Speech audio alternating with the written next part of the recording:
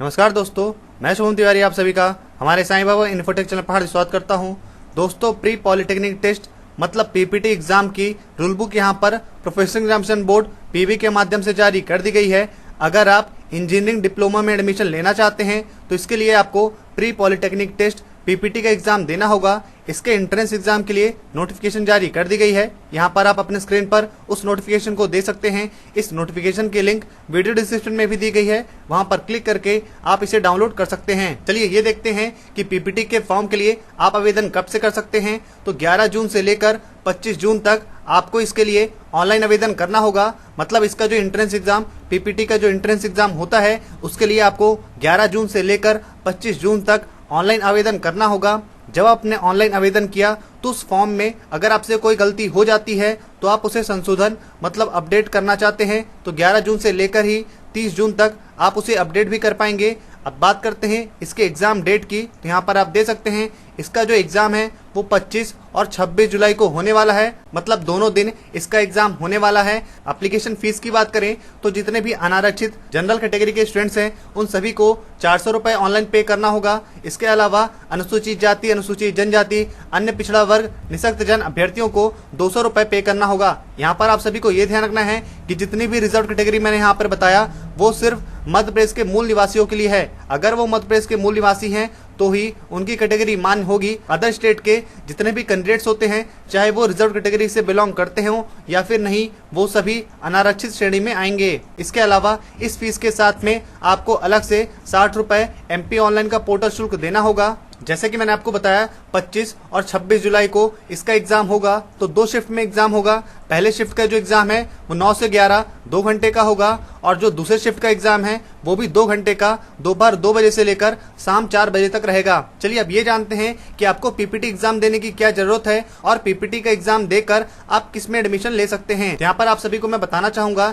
कि अगर आप मध्य प्रदेश में किसी भी तरह के पॉलिटेक्निक कॉलेज में एडमिशन लेना चाहते हैं, चाहे वो स्वशासी पॉलिटेक्निक महाविद्यालय हो, शासकीय हो या फिर अनुदान प्राप्त अशासकीय पॉलिटेक्निक हो या फिर शासकीय महिला पॉलिटेक्निक महाविद्यालय हो, इस तरह के कॉलेजेस में 2 साल, 3 साल और 4 साल अलग अलग डिप्लोमा के कोर्सेस होते हैं। तो इन कोर्सेस में एडमिशन अगर आप लेना चाहते हैं तो आपको पीपीटी का एग्जाम देना होगा, जिसमें 95% जो सीट्स होती है वो मध्य प्रदेश के मूल निवासियों के लिए रिजर्व्ड रहती है, मतलब आरक्षित रहती है। चलिए अब ये जानते हैं कि इस एंट्रेंस एग्जाम के लिए आपके पास कौन सी शैक्षणिक अर्हता मतलब एजुकेशन क्वालिफिकेशन होना चाहिए। तो यहाँ पर आप अपने स्क्रीन पर दे सकते हैं कि अगर आपको किसी भी पॉलिटेक्निक महाविद्यालय के फर्स्ट ईयर में एडमिशन लेना है तो इसके लिए उम्मीदवार के पास विज्ञान मतलब साइंस सब्जेक्ट में भौतिकी एवं रसायन, फिजिक्स और केमिस्ट्री के साथ में गणित मुख्य विषयों में पृथक पृथक उत्तीर्ण होने के साथ माध्यमिक शिक्षा मंडल मध्य प्रदेश अथवा किसी अन्य मान्यता प्राप्त बोर्ड से 10+2 प्रणाली की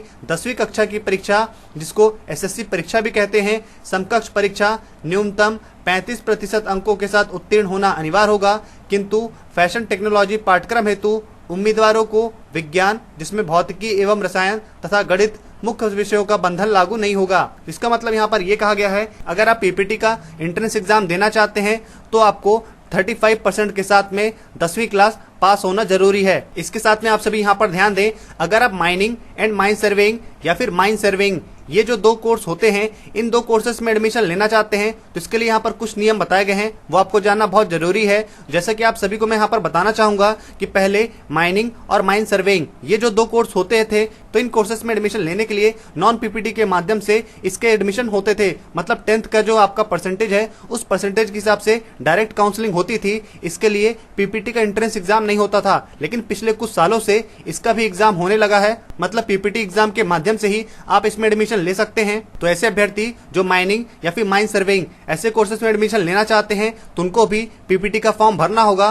और पीपीटी का एग्जाम क्वालिफाई करना होगा, तभी वो उस कोर्सेज में एडमिशन ले सकते हैं। और इन कोर्सेज में जो महिला अभ्यर्थी हैं उनको प्रवेश की पात्रता नहीं होती, मतलब महिला अभ्यर्थी माइनिंग के कोर्सेज में एडमिशन नहीं ले सकते हैं। साथ में उनके जो एज का क्राइटेरिया है वो कम से कम 1 जनवरी 2020 के हिसाब से 16 वर्ष से कम नहीं होना चाहिए। अगर वो 16 वर्ष से कम है तो वो एडमिशन नहीं ले सकते हैं। इसके साथ में उनके पास शारीरिक रूप से अक्षम छात्र जो खदानों में कार्य करने के मापदंड के अनुसार नहीं होंगे वे प्रवेश के पात्र नहीं होंगे। निर्धारित मापदंडों के अनुसार चिकित्सा प्रमाण पत्र प्रस्तुत करने पर ही वे प्रवेश के पात्र होंगे। इसका मतलब यहाँ पर यह कहा गया है कि माइनिंग के कोर्सेज करने के लिए आपको मेडिकली फिट होना जरूरी है। अगर आप मेडिकली फिट नहीं हैं तो आप इसमें एडमिशन नहीं ले सकते हैं। इसके अलावा सभी अभ्यर्थी ये भी ध्यान रखें कि अगर आप ग्रेस से पास होते हैं तो जितने मार्क्स का आपको ग्रेस मिला हुआ है उस मार्क्स को छोड़कर बाकी जितने मार्क्स होते हैं उसका टोटल मिलाकर 35% होना चाहिए, तो आप एडमिशन ले सकते हैं। और जिनके एग्जाम का रिजल्ट अभी तक नहीं आया है वो भी